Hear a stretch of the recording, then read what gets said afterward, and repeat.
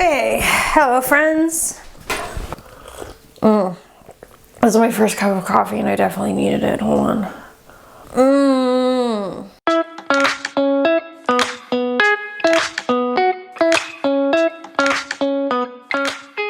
Hi witches, it's me, your local chaotic witch aunt, and today we were talking about reapproaching your practice or beginning your practice again after a break or after burnout. How to return to your practice, right? Because I feel like I've gotten this question a lot. You'll be like, how do I do this?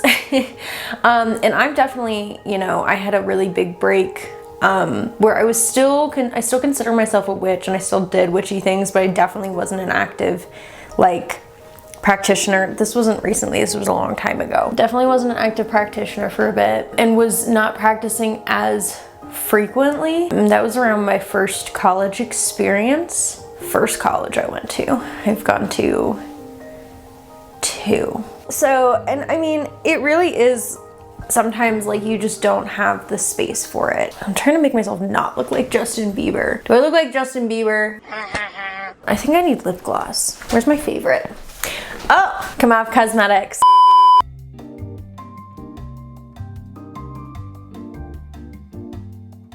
This is not sponsored, but I love their stuff so much. It is a Romani owned makeup company, and I am absolutely obsessed with them. I think that the formula for their lip oil is supreme. If you're ever kind of sitting and you're like, I don't know about you, but I'm someone that I love a color, but the problem is that if you don't have it completely non-transferable, wears off throughout the day. For me, it always dries my lips out and I always leave with my lips so fucking dry.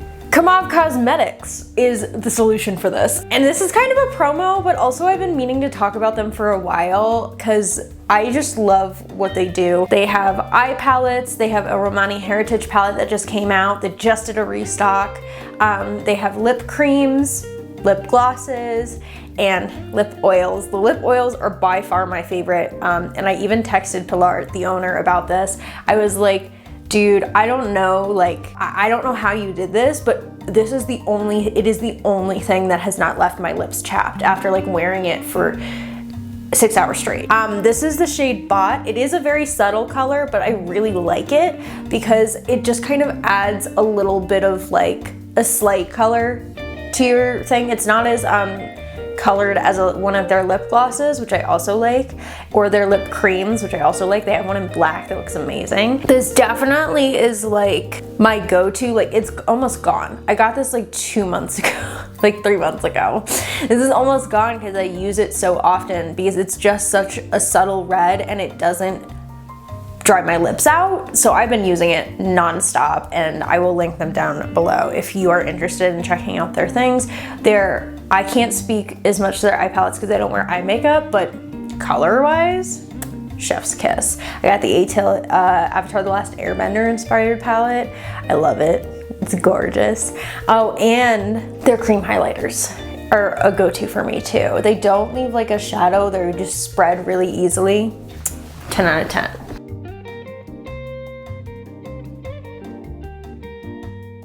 I feel like I get this question a lot, and I think that I spend a lot of time either with my mentees or with myself kind of returning to spirit work, returning to a practice after possibly forgetting it for a while or just not having the energy to do it. And these are kind of going to be lower energy ways to reconnect.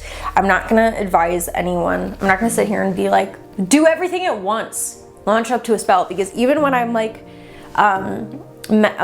doing mentorship with people, when we sit down and they're like, I'm having trouble having a sustainable practice, we choose a big goal in 3 months to work towards and little goals spattered all throughout that. And depending on environment, how much they're doing, what they have the energy for, these may be really small things that we're doing, they're doing weekly. It may just be being mindful of how they're feeling or doing a little prayer once a week. I don't think that if you burnt yourself out, if you're tired from your practice, that the best response is to launch yourself right back into doing a lot of spells all the time. I think that it's easier to look at what is accessible for you in a practice. There are like a few things that I recommend for returning to your practice. All of them are things that I consider to be more low energy and accessible, but if you, like me, are chronically ill, then your low energy activities may be different from mine, and that's okay. This is about you analyzing and thinking about what is gonna be low energy for you. What is gonna work for you. We have kind of 1, 2, 3, 4, 5 things that I recommend kind of getting back into a practice. Sometimes I just kind of throw myself back in it, which I know I just said don't do that, but sometimes I'm like, haven't done a spell in a while or haven't talked to any of my guides in a while, and I feel like it's really necessary for me to do a spell or really hop back in it, and that doesn't usually happen. That usually happens every once in a blue moon. By the way, I gotta light these spell candles. Hold on. Lighting the spell candles. Please light. Oh boy.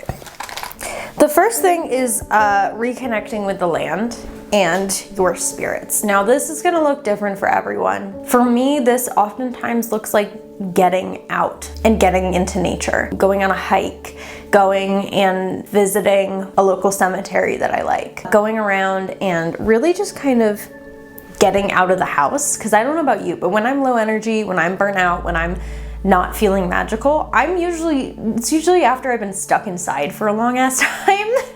So that's kind of why I recommend, reconnecting with the land. Reconnecting with your spirits is obviously gonna look different.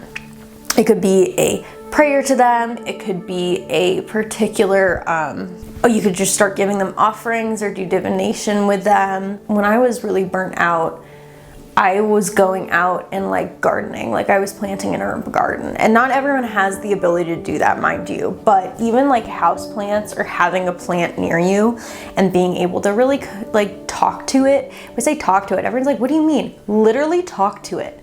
Talk to that dude. Give him a piece of your mind and just talk to him. If you have a familiar and you feel disconnected, really just, if you have an effigy or like the actual physical, if it's an herbal familiar, I'm thinking like cunning words. If it's an herbal familiar, hold it in your hand, talk to it. So for me, this is really accessible because the mountains are literally right there. And I have a yard, but I also understand that depending on where you live, if you're in a city, if you're in an area where there's not a lot of nature, this is gonna be a little more difficult for you, and that's okay. And if that is the case for you, if you're in a city and there's not a lot of nature nearby, I always recommend, if you have a houseplant, if you have animals around you, if you have spirits you work with, ancestors, guides, etc., focus your energy there. That could be beginning to give them daily offerings. That could be doing devotional activities for them. If you're interested in what devotional activities for like ancestors look like, you're gonna wanna watch, I think it's here. No, wait. Here, it's here. This video, which talks about how I connect with my ancestors. Someone was like, so you want to connect with your ancestors videos, question mark? And I'm like, yeah, it'll come. It's happening. It's in the works, baby. Reconnecting with land also is not just necessarily like nature, it's also your house spirits. It's also the spirits that are in your space, because that is like, to an extent, land. Like the spirits of your threshold, the spirits of your pantry, if you, like me, look into Roman animism, the spirits of your ancestors. All of these are spirits that exist around you and exist in your land, in your space. This kind of goes hand in hand with grounding for me. Grounding, in a lot of ways, is recentering yourself, recentering your energy. It's getting connected to the world around you, drawing yourself down. For me, it's getting out of my head a lot of the time. But in my head, do be doing things. I do be thinking. Big brain. And so all of those kind of thoughts and, concepts and all of these things are like intertwined. Grounding for me literally looks like getting out and like weeding, like touching dirt, really. And I know some people are like, touch grass. For me, it's dirt. I touch dirt to ground. Similar to reconnecting with land and spirits, it's getting out. It's going into the mountains. It's going on a hike. It's going to a local park, connecting with an herbal ally that I really appreciate and love, or kind of just practicing like a centering every day, like really kind of waking up and being in the moment, feet firmly planted on the ground, thinking about what I need to get done that day, what I have the energy for that day. For me, that's grounding. It's waking up and assessing my boundaries and what kind of energy I have today and moving on from there. It is also a lot of ways protecting myself, saying no, taking a break if I need it, which I know I'm really good at being like, take a break. I'm so bad at actually taking breaks because in a lot of ways I worry about, money. And I think that if I'm worried about money, there's probably a lot of other people that feel like they can't take a break because of that as well, or they physically can't. And I think that's something to highlight. Rest and taking a break. In the words of my friend Jew, which is, who sent me this the other day, they're like, rest is radical. And I'm like, yeah, because we're taught so very much that we have to like work until we die, that if we stop working, we lose money because we're in an individualistic capitalist culture. So saying no and actually taking a break is radical. It is revolutionary. It is centering you and your pleasure and your energy above the needs and the wants of the society around you. The problem is, making space for it or finding a time for it, because it doesn't always work that way. It doesn't always work to, it's difficult. It's difficult. A lot of times to make space for that is even difficult. So that's why I like taking smaller breaks and deciding what taking a break is gonna look like for you. Like maybe it's calling out of work one day. Maybe it's going on a vacation and doing like a staycation in your house. Maybe it's, not cleaning and having your partner clean one week. Maybe it's asking them to pick up some of the slack around tasks around the house. Maybe it's going to a coffee shop and immersing yourself in a book. So taking a break is in many ways different for everyone due to their needs financially, individually, etc. And a lot of times saying no, what I mean by that is if people are asking for more than you have to give in that moment, no. I've gotten better at this over time. I think I used to be a huge people pleaser, but it really is like, if you don't have the energy for this, you don't have the space for this, just don't. Because you're not gonna be able to show up fully for them in that moment either. If they need something, you're gonna be half-assing it. You're not gonna be able to really get in there and like really support this person the way that they're asking you to if your energy isn't taken care of and protected. And that's what's important, not saying yes because you feel bad that you can't be there for them, because the solution to that is getting to a point where you actually can be there for them and you feel like you can be there for them, because it's not, burnout and being exhausted that isn't permanent, that's temporary. So recognizing that this is a space where you need to nurture yourself and take care of yourself is important. It's the priority. And I think prioritizing yourself and how you're feeling is really important in magic and as we get back into our practice. And what happens when you protect yourself and you prioritize yourself, you then have the energy that maybe you would have spent somewhere else to give to your practice. Also, finding things that interest you and feel good. This is such an interesting topic because I'm at a point right now where I'm like, hey, if it doesn't feel good, I don't want to do it. Do I have responsibility? Yes. And this isn't about shirking responsibility or ignoring things that you're supposed to be doing that you are committed to. However, it is about finding things that, like little things that make you feel good. Like for me, being picky about what type of coffee I drink. I'm glad I was picky. Being picky about that kind of stuff, sitting here and saying, okay, is this something that I have to do? Okay, then as being an adult, there's always things that we have to do that feel like a drag, right? Making space despite those things that are a responsibility that you have to do for things that make you feel good. Maybe that's gardening. Maybe that's spending some time outside every morning. Maybe that's being picky about your coffee. Maybe that's cooking your favorite meal and being picky about how it's done. There's so many ways to prioritize the little things and the things that make us feel good. Finding things that interest you too, like books, if you like reading, if you're really into certain shows, if you're really into podcasts, spend time giving energy to something that feels good. If it's research, fantastic. If it's, you know, just a show that you really f***ing like, fantastic. Does it make you feel good? Cool. Do it. Make space for that. It doesn't have to be a lot of space. It doesn't have to be like weeks and weeks of space. It can be like making sure you spend time with your partner every night. You guys do an activity together every night or once a week. Setting aside time to watch a show that you really enjoy once a week, or setting aside time and space to read a book that you've been enjoying once or twice a week. Making space for yourself is in turn like a way to reapproach your practice. And I know this sounds like you're sitting here and being like, these aren't witchy.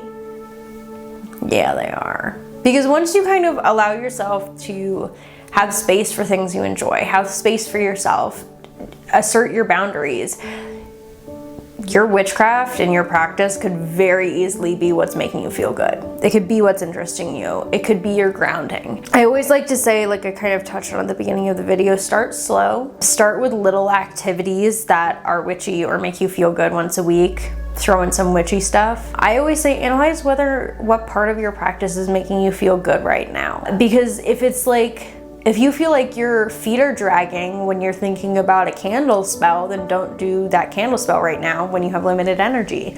Choose things that make you feel good. Maybe it's a little self-love spell. Maybe it's keeping yourself protected. Maybe it's holding space for boundaries, self-love, etc. And from there, protecting yourself, spend some time revisiting your wards, your protection magic. That doesn't have to be big. You can just be checking in on them. It can just be kind of feeling like, do you need a new one? Do I need something new right now? And kind of moving forward, analyzing and feeling, okay, where do I go from here? What is accessible to me? What feels right? This isn't about forming a daily practice. This is about re-entering a practice that maybe has been put on the back burner. Bring it to the forward burner, then slowly start cooking it again. Terrible metaphors are such a proponent of my videos. So I always like to say too, when you're reconnecting with your practice, I'm a goal setter. I love setting goals. So I like to set a goal for myself. Like, okay, in this amount of time, this is what I want to have accomplished. Or by this time, this is what I want to have accomplished. And I think that's, for me, the best way to do it, but it also depends, like, are you a goal person? Do you like setting goals? Almost like setting up a structure, like, okay, let's do this 1 week, this 2 weeks, this 3 weeks. And then at the 4th week, say, this is what I'm working up to. Almost like working up to a bigger spell or a bigger project or a bigger aspect of your practice that you want to implement by including smaller things throughout your week.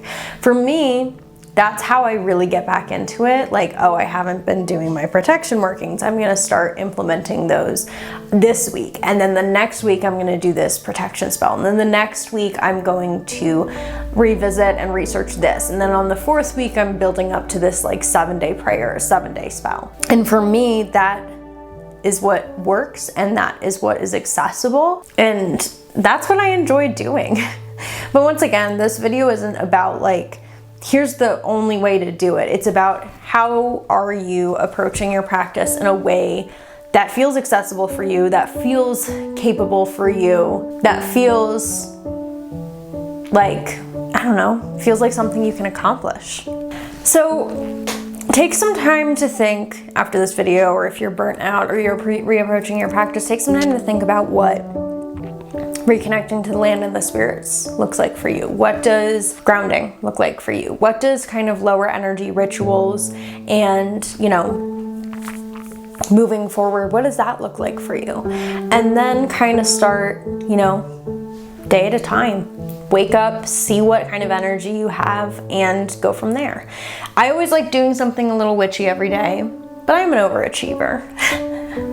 And this is my job. So, I mean, Maybe it's just anointing with an oil every day. Maybe it's just spending time reading about a practice you're interested in every day. Maybe it's just sitting and grounding every day to start. And then you build in your protection rituals, and then you build in your bigger rituals until you get to a point where it feels natural and it feels accessible and it feels like something you can do on a daily basis. You don't want to be burnt out and launch yourself into your practice, going balls to the wall, and then burn yourself out again immediately. It's about slowing down and recognizing, okay, I got burnt out and I stopped doing this. I am tired and I stopped doing this, and now I want to do this again. So how can I revisit things? How am I gonna return to this? And I think that is the best way to do it.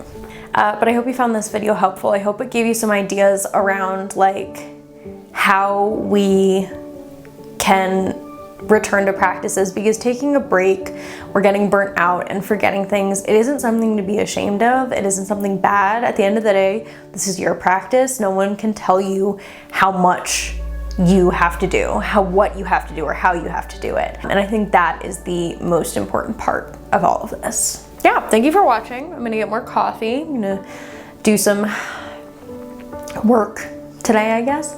And I hope you have an amazing rest of your day. If you want, you can like, comment, subscribe, and turn the bell on. If not, absolutely no pressure. But I hope you have an amazing rest of your day.